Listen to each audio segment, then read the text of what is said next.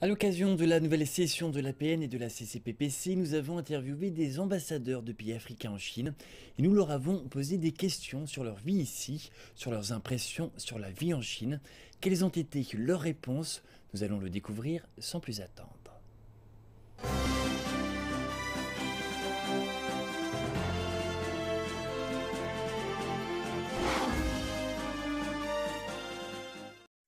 Je pense cette année, c'est avec le sommet Route et Ceinture de l'initiative de son Excellence, Monsieur le Président de la République, Xi Jinping.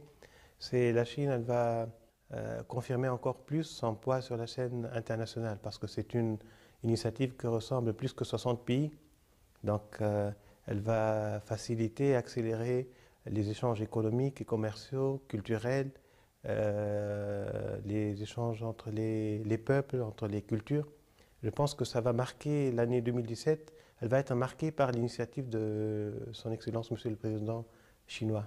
La Chine, elle est en train de changer, elle est en train de changer parce que ses dirigeants et le Parti communiste chinois travaillent pour le bien-être et le confort du peuple chinois. Mais il y a aussi notamment l'initiative prise par le président Xi Jinping de Ceinture d'une route, qui est une grande initiative à laquelle participent un grand nombre de pays et qui a bien sûr pour objectif de faire en sorte que tous ces pays connaissent un développement harmonieux, un développement économique, un développement social. Pour moi, il n'y a pas de changement annuel, mais un changement chaque jour, un changement qualitatif, aussi bien dans la vie, aussi bien dans le quotidien, dans le bien-être, dans le social. Je note également que depuis l'année dernière, il a été demandé que les couples aujourd'hui puissent faire 2 enfants. Ça également, c'est un changement très notable. Et je crois que pour la seule année 2016, il y a eu 17 millions de naissances. Et ça, c'est quand même quelque chose de qualitatif. C'est presque la population de la Côte d'Ivoire. Donc, quand nous voyons des choses pareilles, nous sommes heureux et nous pensons qu'il y a beaucoup de choses que nous devons apprendre de la Chine. C'est le raffermissement de relations entre la Chine et l'Afrique. Et nous aimerions que cette politique, cette stratégie de gagnant-gagnant puisse aller encore de l'avant pour que nous puissions nous développer, parce qu'aujourd'hui, le grand chantier, c'est l'Afrique. Et nous avons fait l'expérience avec nos amis d'ailleurs.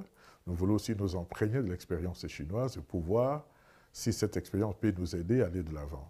Cette année, ce que j'aimerais bien voir, c'est le partage de l'initiative One Belt, One Road.